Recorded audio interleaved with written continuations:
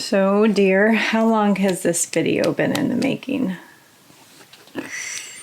A while. We had some people ask us questions, and we've also had it in our minds that we wanted to share this information with you as well. Yes. And so, guys, I just want to first put out there, this is not a how-to Dave Ramsey video. Is not. A lot of what we did, Dave Ramsey would say, you're doing it wrong. Don't call it you're doing Dave Ramsey, because you're not, and we completely agree with that. But we have shared in Get to Know Us videos, maybe in passing in other videos, just kind of like our financial freedom pathway that we've taken in life, and just our financial stewardship and our marriage.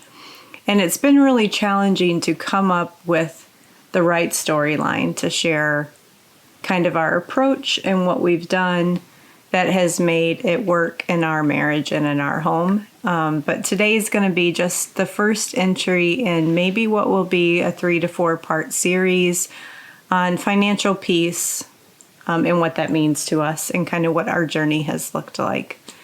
Because we've come a really, really long way in the 11 years that we've been married. Mm-hmm. And if you go past the point when me and you were together, we both came from a really bad place financially. Yeah. So I think we need to start there with our backgrounds, just so you maybe have just a level set and an appreciation of where we both started from. So why don't you go ahead first, and then I'll do mine. Sure. So we'll just start like at the moment, say that year before we were getting married. What did your financial situation look like? Well, I had just recently been divorced.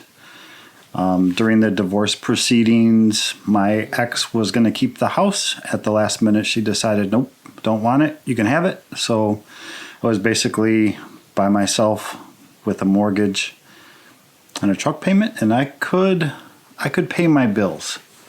Let's say that. But beyond just paying my bills and surviving, there wasn't a lot extra to go along. And I had my 2 boys, mm-hmm. Michael and Nick, who part of our separation agreement was that I would have them one week, she would have them the next week. So 50% of the time I had 2 boys to take care of as well, which meant lunches for school and mm-hmm. extracurricular activities and band and right. and different things like that. So, did you inherit any like credit card debts or anything like that in your marriage? I don't remember. No, I really didn't, because other than the house mortgage, which we hadn't really owned it for that long, didn't really have credit card debt. Okay, that's good. Yeah. That wasn't my situation. So similar, I was recently divorced. I did inherit a portion through the divorce proceedings of the credit card debt. I think there was, I'm not going to remember now, maybe 4 to 6 credit cards, and we kind of split it down the middle who took what debt. So I probably had about $20,000 or so in credit card debt. I also inherited one of the cars, which came with a car payment. And I had to consume a mortgage. He kept the house as part of the divorce agreement because it was in his family. It was his grandfather's home. And I chose to get my own home. So I then added on a mortgage. And no savings whatsoever. And mind you guys, I had been a stay-at-home mom my entire life before that. So I was just entering the workforce, trying to figure out how to be a financially responsible adult for the first time. And I can remember calling my ex-husband when I was looking at homes and saying, can I do this? He's like, no, you can't do this. And because he knew I didn't know how, and it wasn't the nicest thing to say, but I was like, I'm going to figure this out. And ultimately, similar to Todd, I was literally living paycheck to paycheck, like on the dime, making barely over minimum wage. And the home that I purchased, remember, it had fuel oil tank. Oh, so yeah. it was like every, maybe twice a year, I had to get that filled. And I feel like this will reach out to a lot of maybe you single moms. I can remember times where I didn't have enough money to fill that fuel oil tank. And I had to huddle with the kids in the living room, and I did what you should never do, and that's run your stove with the stove door open until I had enough money to get money to fill that up. But I was determined to make it ends meet. And sometimes that meant that we had to get really, really creative with what we ate. And I guess that summarizes that. What we both realized, though, was the financial troubles that we both experienced in our previous marriages were one of the biggest points of failure in those marriages. Mine was probably, I don't know, maybe a lack of trust or a lack of being on the same page with how money was spent. And just consistent, constant poor decision making on just spending to fill a void that love wasn't filling. How about you? Very similar. And it was one of those, so my previous marriage was very, I guess you'd say, traditional. Like we had a bank account, like basically one bank account, a checking account. And I worked full time, and she, I think, worked part-time in the beginning and then towards the end full-time, but went to school during a period of that time. So everything that we had went into one bank account, and if you wanted to spend money on something, you spent money on something. And it didn't matter if your mortgage is due next month because this was on sale and I got a good deal on it. And it was that total lack of any form of responsibility or communication, was a big one. So it was something we always fought about too. So that's that. Just some level setting on where we both came from before we entered a marriage together. And ultimately, I think the financial aspect of my previous relationship had a lot to do with me just being done with it at some point. I remember one time I had to go take back empty soda cans to the store at like 11 o'clock at night so I could buy bread to make sandwiches for my kids to go to school the next day so they'd have a lunch. And I'm like, this is silly to live like this. Right. So probably some of the things I didn't share in my past that I carried forward into our marriage, and we'll talk about that again, but I just want to recap it, is when you're living on a dime and you're truly budgeting, I'll be honest, it's probably much simpler when you have small children than when you were, say, if I had to do that when my kids were teenagers. And there's peer pressures to maintain a certain look and do certain things. So I got away really easy in that my kids were young and they thought it was cool to go shopping at a secondhand store for their clothes. And we shopped at like Aldi's and any kind of discount grocery store for groceries. And we went without like cable, and we just watched DVDs and things like that at home. So they had a little game station that they would carry back and forth between homes, but there was no pressure, I guess, to watch the latest TV shows and things like that. So I just wanted to say that, so because I carry that forward into our marriage. I think we still have some of those. What was it, Popeye and the original Bugs Bunny, all those DVDs, and you bought them like at the dollar store. I bought them at the dollar store, like a just dollar each. So we had entertainment. So we're getting ready to get married now, and we kind of laid out like all of the things that our next marriage, if we're going to entertain this, can't have, past lessons. And one of those was finances, and I said, we had basically came to terms on 2 guiding principles. That is absolutely no credit cards ever, and absolutely no not paying bills on time. So bills will be paid when they are due, if not beforehand, and we will not introduce or entertain credit cards. So how did we go about doing that, though? We didn't do it right away. So let me just back up. What we did to accomplish that, I'll say, is when we joined marriages, of course, as you would expect, I had my checking account and he had his checking account. And because we never, ever wanted to fight, and honestly, I know there's going to be a lot of Christian couples out there that are listening to this that aren't going to agree, and that's perfectly okay. There's going to be a lot of Dave Ramsey followers, Christian or not, that are not going to agree, and that's okay. But guys, it is a beautiful model, and I'm surprised there's not a book on it already. We decided not to join our checking accounts. Instead, we stood up a middle checking account. And we looked at what our bills equate to every single month. And we looked at our income ratios. I think at the time you made a little bit more than I did. And we said, okay, based on our income ratios, Todd's going to put in, say, 70% to this account. Rachel's going to contribute, 30%, just using fun numbers. And that made up our joint bill paying account. Mm-hmm. And that way, every single month, that bank account was only used and set up to auto pay where it could all of our bills.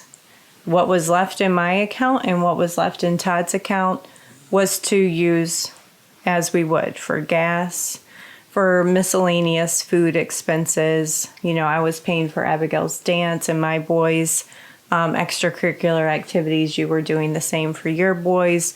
So it kind of just became this, we never really have to say, hey, you spent this on that and now I don't have money for this, or right. It just reduced a huge burden.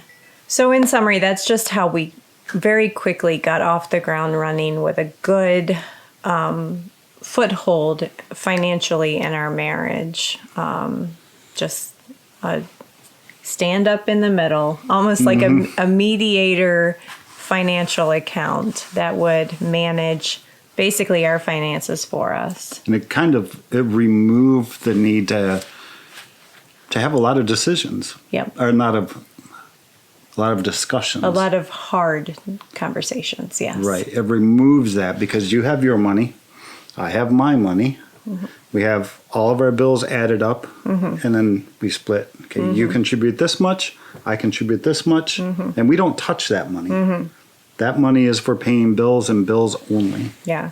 And I'll say early on in our marriage, I still wasn't making very much money. And sometimes it was very, very hard still for me. That I do know that I did go to Todd and say, listen, I have like $7 in my bank account. Do you have anything else? This is what I need to be able to purchase either for one of the kids, or I don't have money for gas this week. So there were times that just making sure those bills paid and not having a joint checking account doesn't mean that it removed all of the needs for financial right. conversations. But it definitely reduced conflicting or challenging conversations. Because you had a lot of expenses, especially with Abigail's dance. Yeah. And so it wasn't without, I think what some people might take away from why I'm clarifying is some people might take away that we just chose not to talk about this topic. And that right. didn't occur at all. We often had conversations about financial conversations, but they weren't hard financial conversations. Mm-hmm. Right. Okay. So, in this, why I started this portion of the topic is we still were super, super frugal. We only shopped discount. If the kids, as they started aging and became preteens and teens, I was not a mall shopper. I've never been a mall shopper. My kids needed school clothes. We went to TJ Maxx.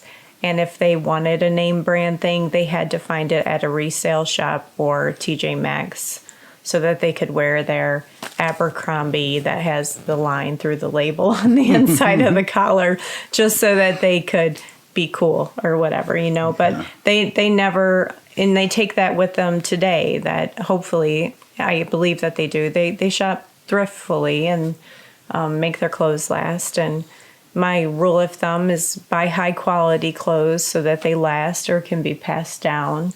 but don't spend a fortune on anything either. And we did split up.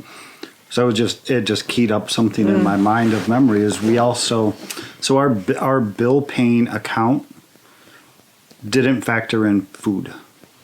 No. And so you went grocery shopping for food. Yep. And you went to Aldi's. Yep.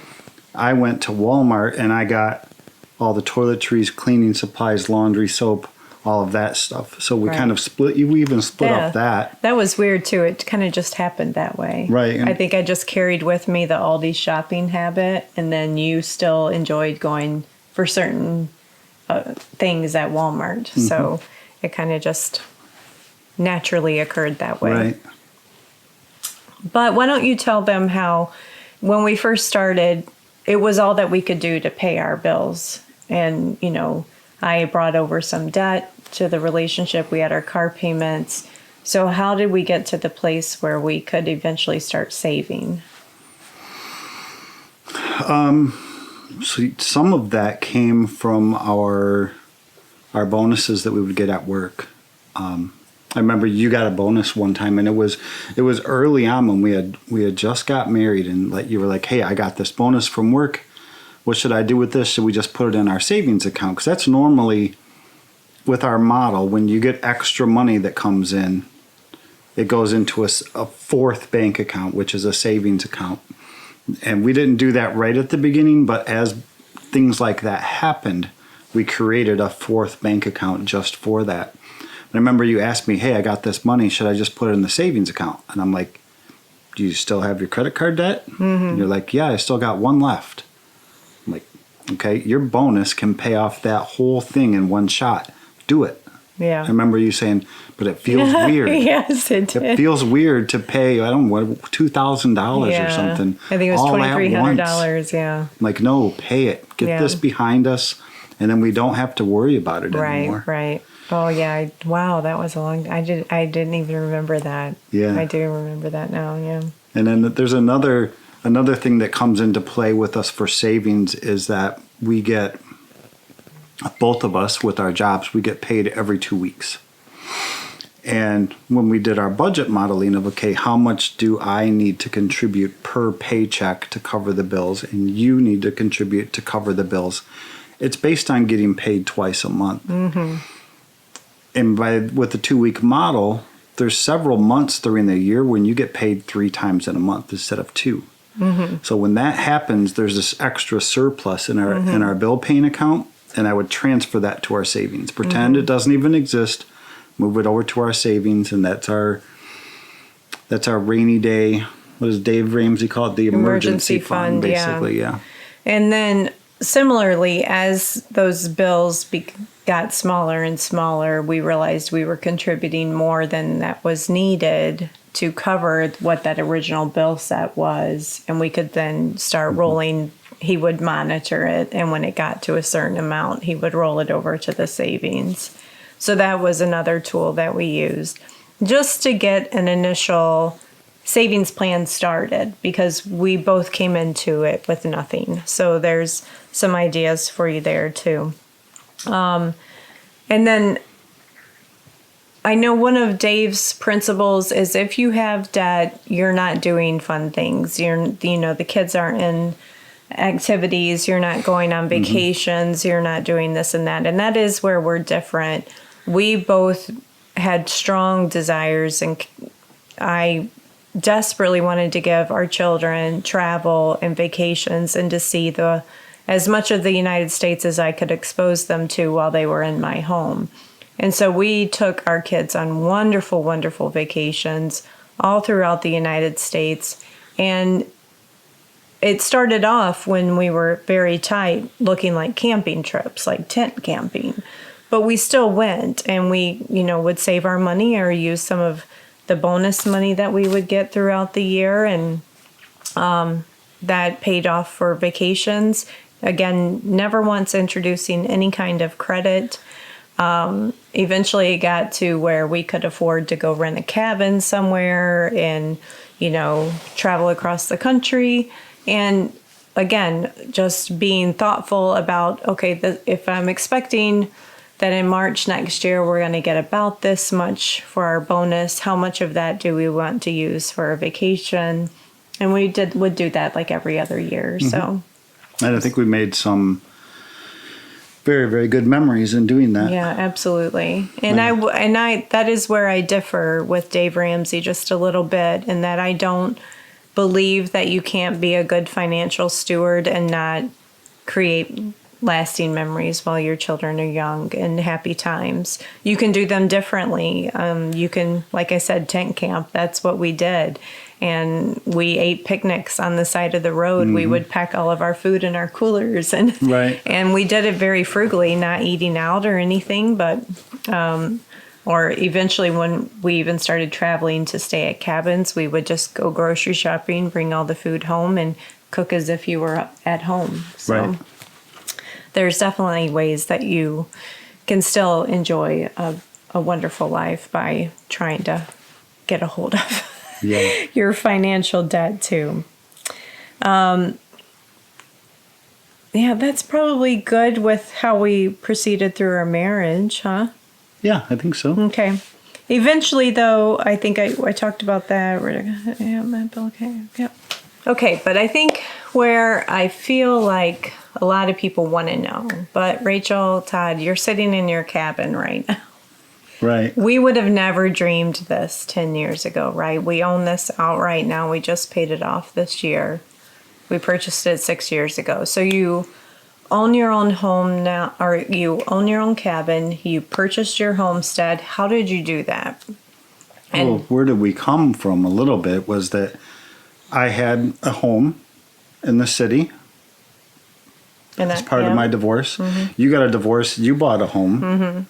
And then we got married. So we ended up having 2 mortgages for quite a while. Yeah, like 8 or 9 years. Right. And we did go through a couple of years where we would rent it out.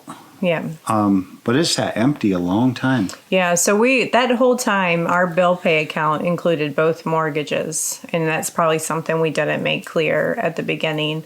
But our bill pay account was large, and as things reduced, we never reduced what we were contributing to that bill pay account. Now, mind you, our salaries were increasing over time. I thank the Lord that today I can sit here and look back and was like, how has my salary increased like this in just such a short time frame? But it did, because of you worked hard. Yeah. Oh, that's something. Oh, darn, I missed. Guys, we worked our tails off. I did, especially when I was a single mom and when I was first newly married to Todd. My job forced certain schedules that would come every fall and every spring, where I would work for anywhere from 6 to 10 weeks, anywhere from 60 to 80 hours a week. And it was crazy, but that was overtime.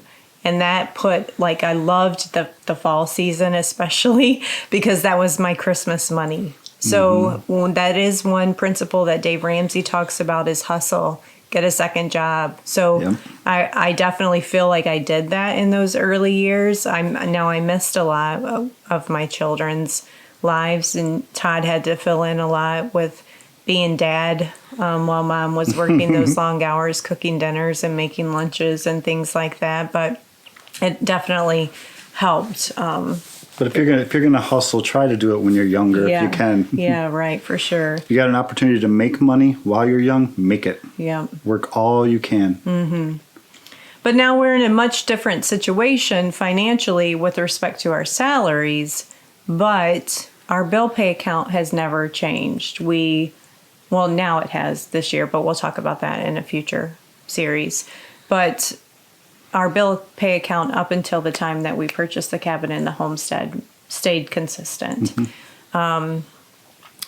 So we were able to purchase the cabin because we had paid down enough of our original debt and changed our car payment models. I started getting out of leases and things like that I inherited, and went into just buying used or salvaged vehicles that were low cost.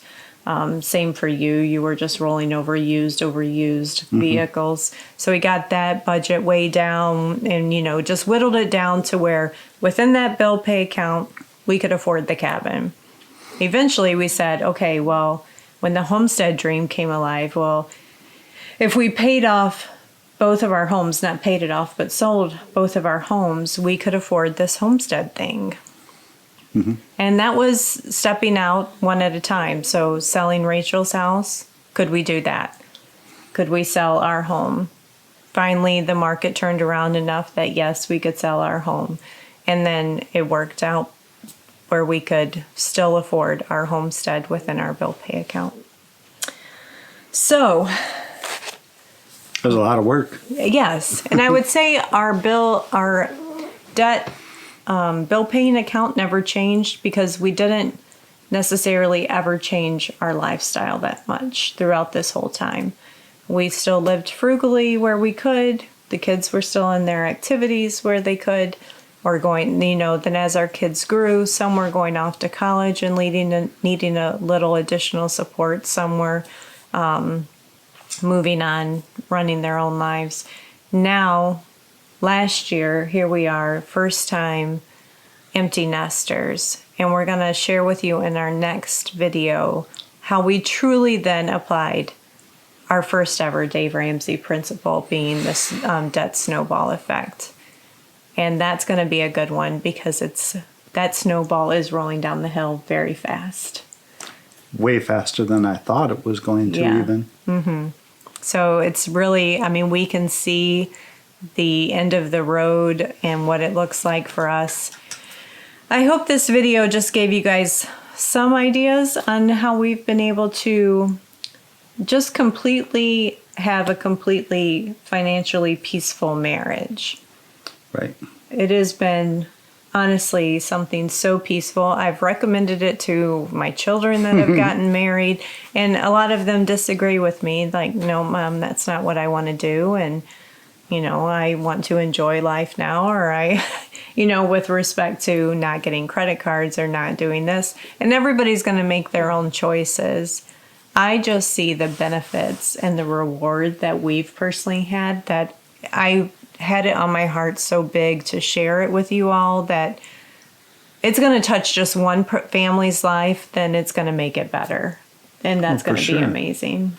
So stay tuned, guys. I don't know when we'll bring you the next series. Like, this took us probably a year to put together, like, how we would want to share this with you.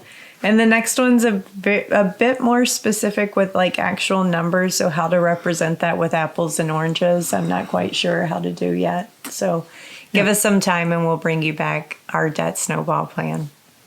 Sounds good. Talk to you guys later. Bye.